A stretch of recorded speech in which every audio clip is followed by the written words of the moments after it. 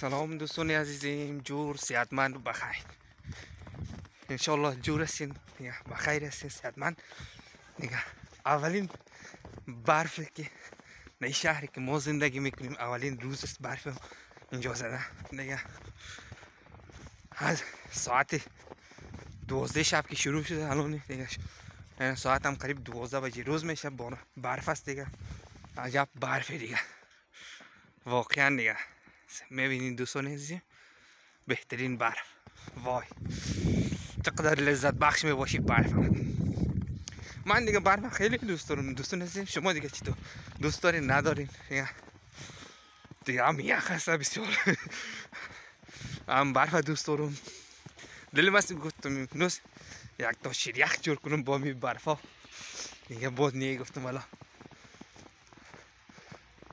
یخ میزنه.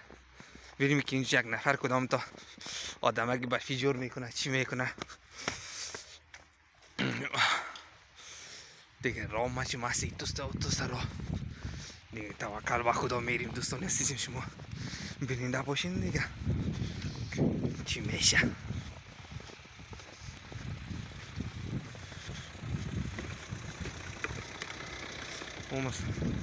ما از قد برف رفته رسیم با خدا. وانتی که قد برف برای میچی والا ایتو یکی میتو برایم نشد دیگه دوستان.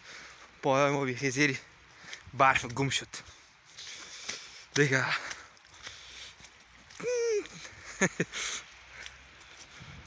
وای وای وای عجب برفه.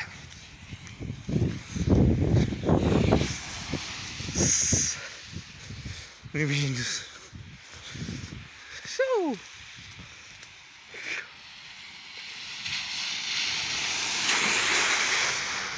با خدا یک تکه آب اینجا همگیش. یک تو بریم. او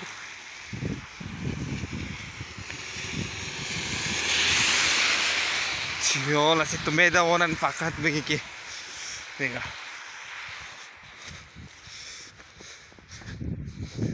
تر برف دوستان عزیزیم دیگه. خشکک برف نیست، تر برف هست ولی زیاد میباره برف خیلی. رفتنم تا اونجا دیگه ببینیم. شما دیگه ببینید نباشین دیگه دوستان عزیزیم. با چند تصاویر قشنگ و زیبا دیگه.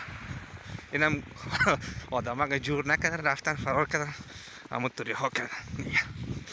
ببینید دیگه دوستان.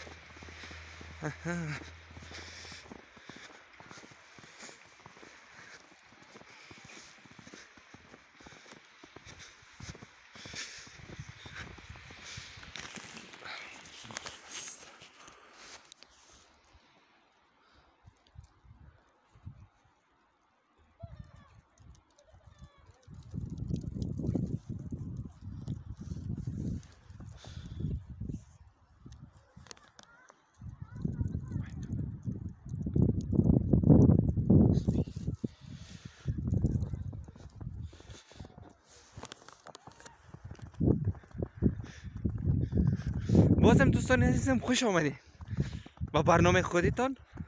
اینم درخت‌ها رو میبینید چقدر زیبا شده، برف باریده واقعا دیگه.